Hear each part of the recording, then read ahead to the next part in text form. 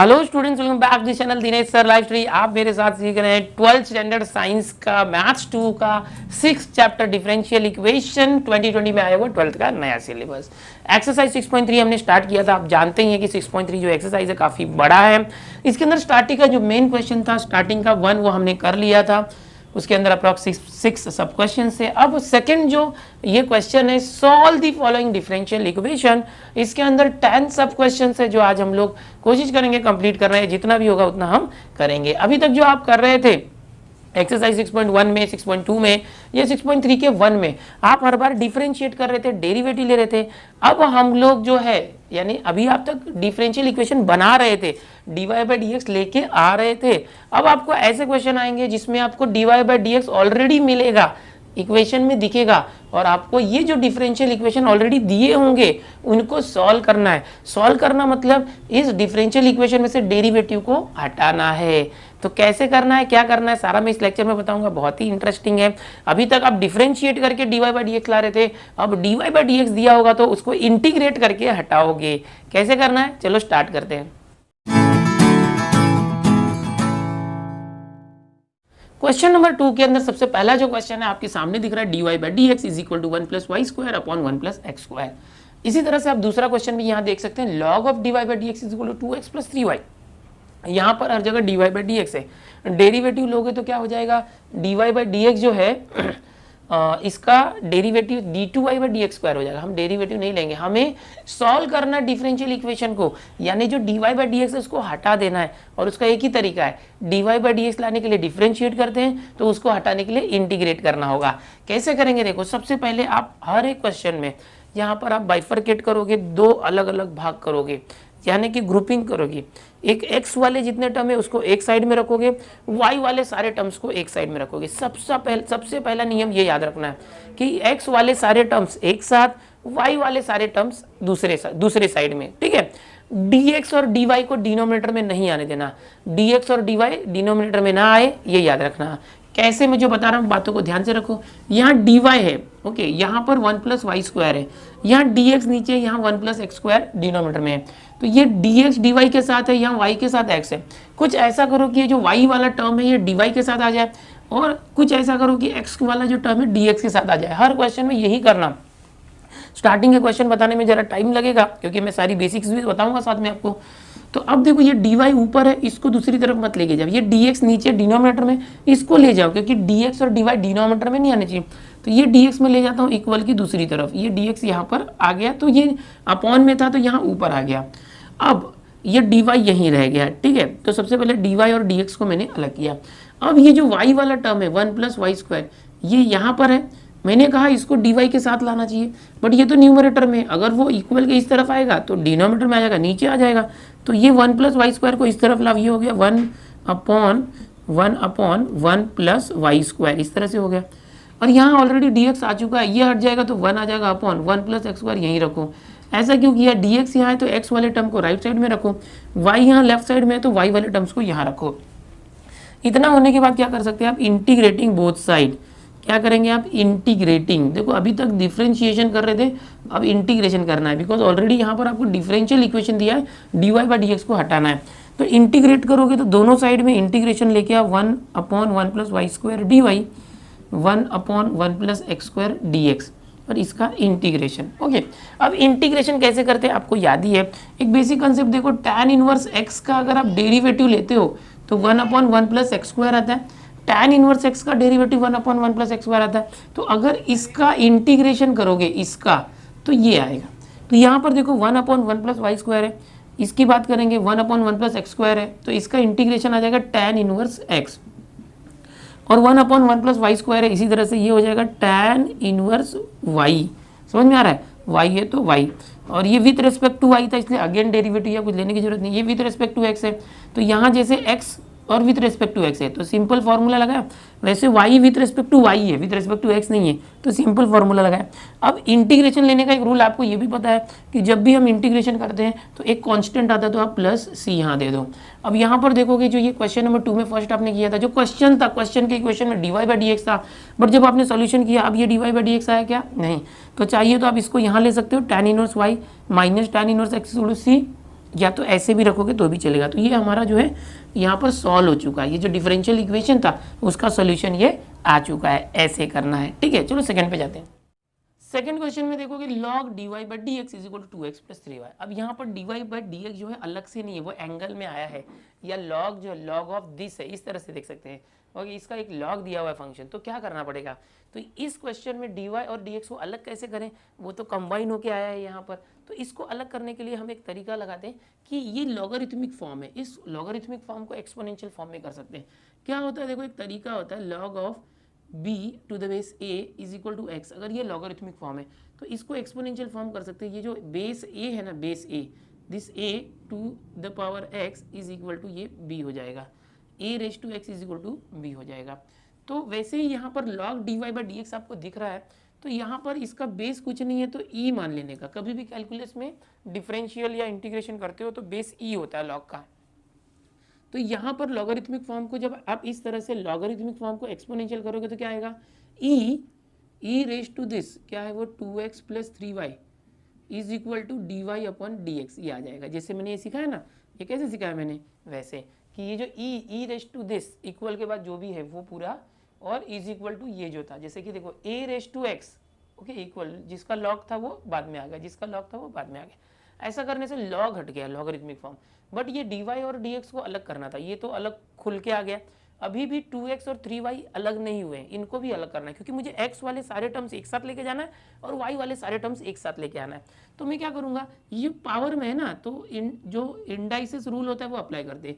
e raise to 2x, ये plus है तो इंटू किया e रेज टू 3y। समझ में आ रहा है मैंने क्या कर दिया, तो दोनों e का पावर में दोनों थे, प्लस कब होता है जब दोनों में मल्टीप्लाई है, तो दोनों का पावर प्लस करते, ऐसा कर दिया, is equal to D Y upon D X. अब है ना अलग कर दो, जैसे यहाँ पर डी एक्स अपॉन में ना, जो डी वाई डी एक्स में से जो अपॉन में होता है उसको दूसरी तरफ लेके जाना। डी वाई तो ऊपर है, ओके, डी एक्स यहाँ पर आएगा, तो यहाँ already E raise to 2x है, ये डी एक्स आया तो इंटू डी एक्स, ये ई रेज टू 3y इंटू में, ये यहाँ गया तो 1 upon E raise to 3y। Upon में क्यों गया, मल्टीप्लाई था ना इसलिए अपॉन में गया, और यहाँ ऑलरेडी डी वाई है। समझ में आ रहा है। अब इसको सिंप्लीफाई अगर करते हो या इंटीग्रेटिंग बोथ साइड करते हो तो यहाँ पर इंटीग्रेशन आ गया ई रेज टू 2x dx, यहाँ भी इंटीग्रेशन आया, इसको चाहिए तो सिंप्लीफाई कर सकते हो, 1 अपॉन हटाओगे तो ये ई रेज टू -3y हो जाएगा dy। एक स्टेप डायरेक्ट कर दिया मैंने, 1 अपॉन हटाने के लिए, दोनों साइड में इंटीग्रेशन दे दिया। प्लस सी यहाँ देना है क्या, नहीं, जब इंटीग्रेशन हटेगा तब सी आएगा, ओके।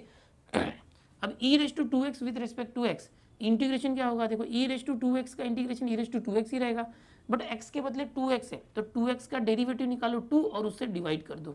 इंटीग्रेशन में क्या करते हैं, अगेन डेरिवेटिव निकाल के डिवाइड करते हैं, और डेरिवेटिव करते थे तो x के बदले जो भी होता है उसको वापस से डेरिवेटिव निकाल के मल्टीप्लाई करते थे। ये थोड़ा सा डिफरेंस याद रखना, ई रेज टू -3y का integration e raise to -3y, और -3y का डेरिवेटिव -3, ओके, उससे डिवाइड करना, और प्लस यहाँ पर एक कांस्टेंट आ जाएगा c, हो चुका है। देखो dy बाई डी एक्स हट गया, dy by D x answer आ चुका है। लेकिन आंसर को कभी भी कोशिश करो सिंप्लीफाइड फॉर्म में रखने का।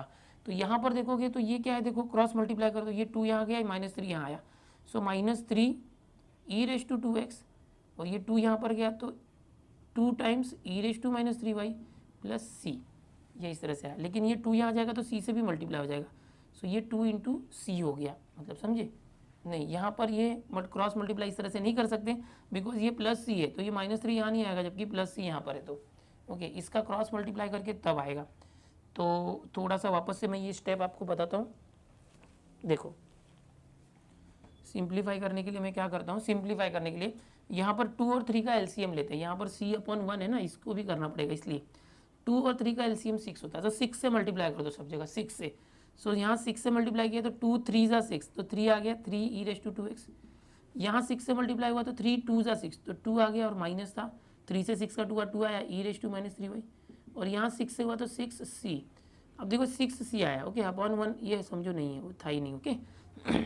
अब क्या करो, ये 3 ई रेज टू 2x माइनस जो है ना इस तरफ आएगा तो plus 2 time E raise to -3y, और इक्वल के बाद ये 6c है। काम करते इसको c1 लेते, c1 समझ लेते, 6c1, और ये 6c1 को एक नया कांस्टेंट c देते। कभी भी आप c1 c2 खुद से ले सकते हो, जब इस तरह से दिखे ओनली c नहीं दिख रहा है कुछ और आ रहा है, तो उसको क्या करो c1 ले लो, और बाद में पूरे 6c1 को बदल के एक कांस्टेंट c रख दो, क्योंकि कांस्टेंट सिर्फ कांस्टेंट है, कुछ भी आया वो कांस्टेंट है, उसको c में चेंज कर दो, ठीक है। तो ये हो गया आपका सोल्यूशन, फाइनल सॉल्यूशन तो यहीं पर आ गया था, बट उसको सिंप्लीफाइड फॉर्म में लिखना जरूरी था। अब ये जो C आया मैंने बताया जो 6C1, यहाँ पर आप लिख भी दो कि where C is equal to 6C1।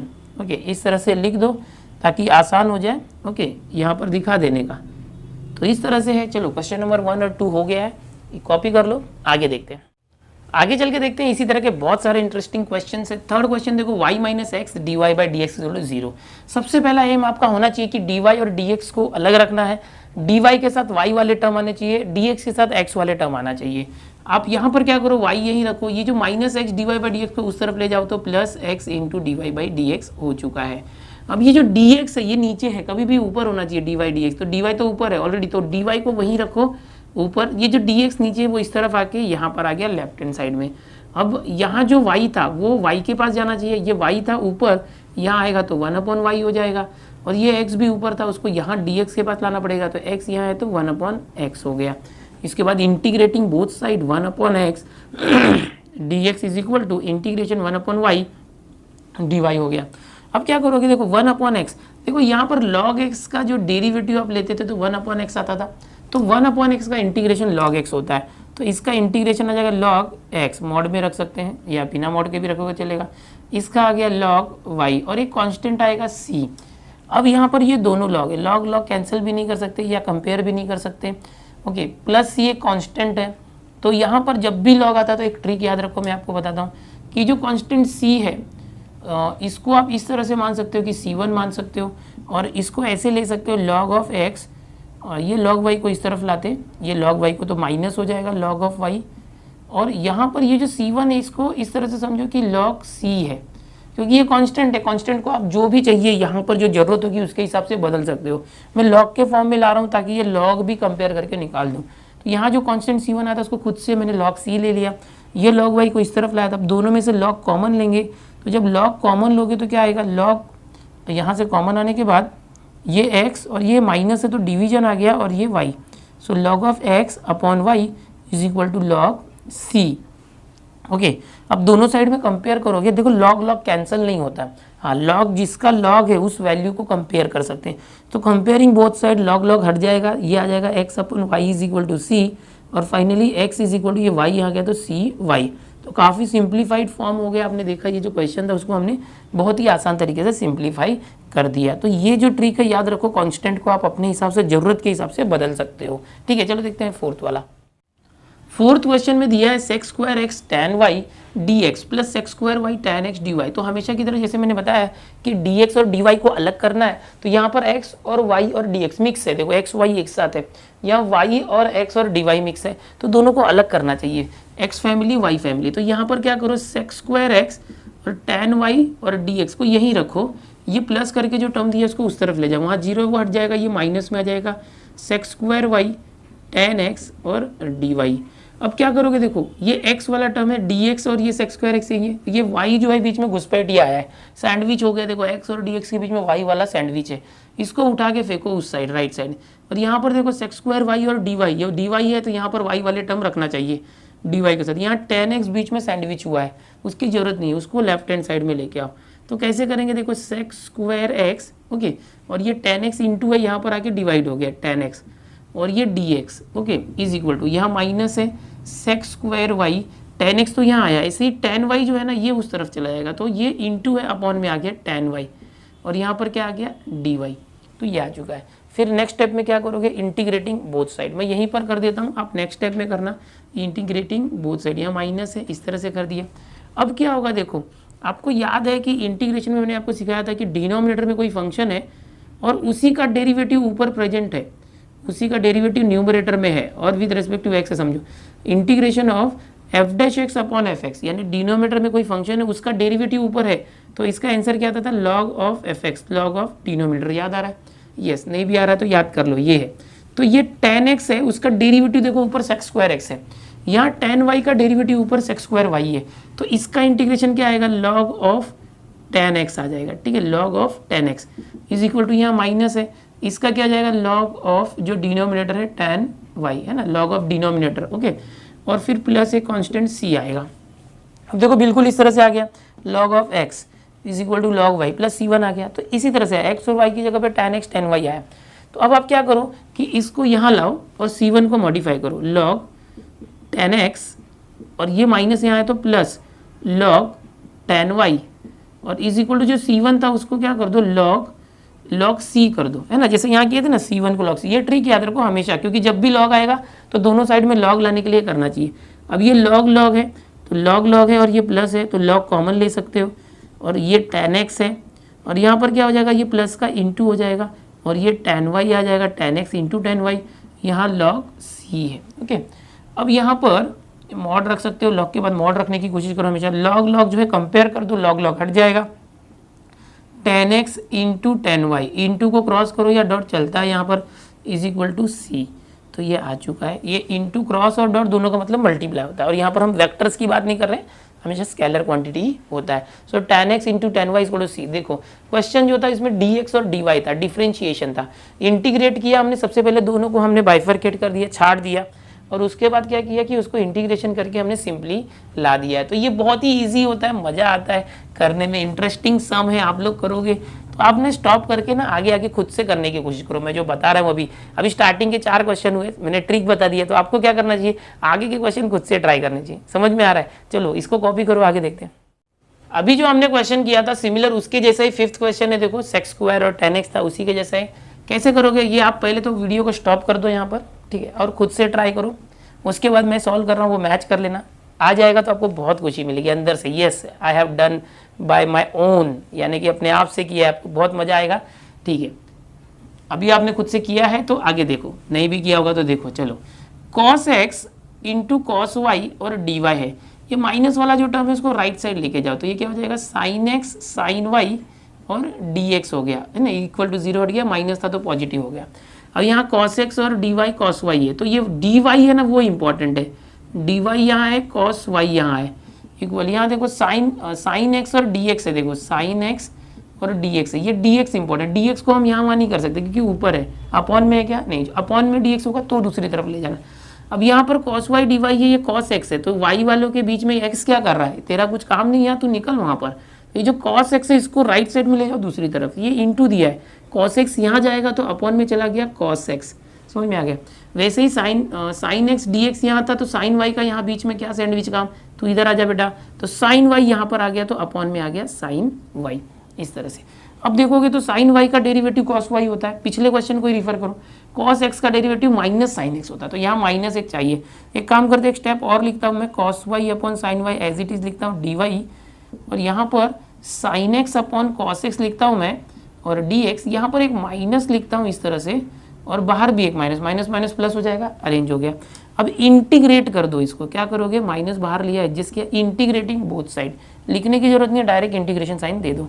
Sign है y का डेरिवेटिव cos y यहाँ प्रेजेंट है पिछले क्वेश्चन की जैसे, इसका आंसर आएगा log ऑफ साइन y, या तो अगर आप इसको cos अपॉन साइन कॉट करते हो तो कॉट का भी डायरेक्ट ये होता है, इज इक्वल टू माइनस, ये क्या है cos x का डेरिवेटिव यहाँ पर प्रेजेंट है, देखो माइनस साइन x, तो इसका क्या हो जाएगा log ऑफ cos x आ जाएगा, ये है ना, cos x का derivative minus sine x present है, मैंने एडजस्ट किया था माइनस माइनस, और प्लस यहाँ पर एक कांस्टेंट c1 ले लो, जब log है तो इसको भी बदलोगे।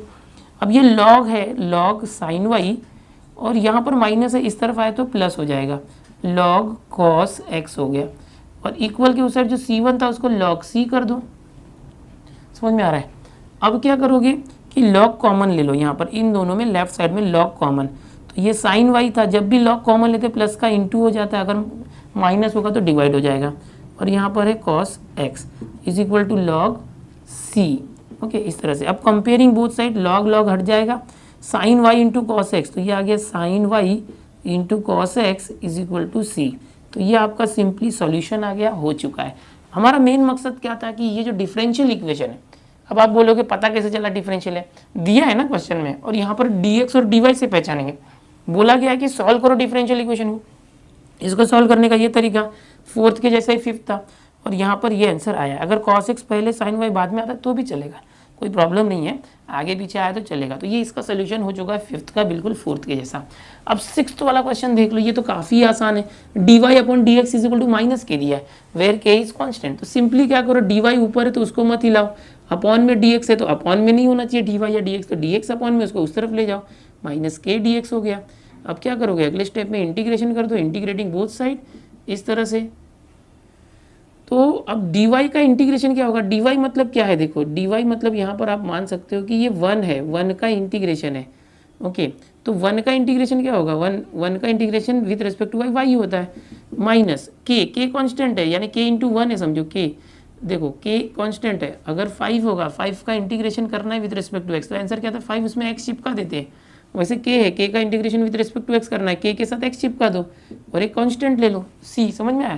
तो फाइनली क्या हो गया, ये y, ये माइनस के एक्स आया तो प्लस के एक्स इज इक्वल टू सी, हो गया सोल्यूशन, इतना ही करना है और कुछ सॉल्व करने की जरूरत ही नहीं है। तो यहाँ पर ये 6th भी हो गया, चलो इसको कॉपी कर लो। सो स्टूडेंट्स यहाँ पर आपने देखा मैंने क्वेश्चन नंबर 2 स्टार्ट कर दिया है, 10 सब क्वेश्चन है, 6 सब क्वेश्चन हो चुके हैं और 4 सब क्वेश्चन बाकी है इसके अंदर। इसके बाद जो 7th वाला है थोड़ा सा लेंथी है, मैं अच्छे से समझा दूंगा नेक्स्ट लेक्चर में आपको, बट 8, 9, 10 बहुत ईजी है, आप खुद से भी कर सकते हैं, 9, 10 तो बहुत आसान है। तो एक बार क्या करो, अगर आपने ये लेक्चर पूरा देख लिया है, सीख लिया है, तो इसको अपने नोटबुक में कंप्लीट करते जाओ। ओके ये रफ पार्ट था, और नोटबुक में लिखते जाओ, अपनी बुक पूरी करते जाओ और जो आगे के क्वेश्चन है वो खुद से सॉल्व करने का ट्राई करो। जब भी मैं बोलता हूँ, जितना मैं बता देता हूँ उसके आगे के क्वेश्चन खुद से ट्राई करो, आपको खुद से आएगा। नहीं भी आएगा तो कोई बात नहीं, मेरा लेक्चर आने वाला ही है, उसमें मैं बताने वाला ही हूँ।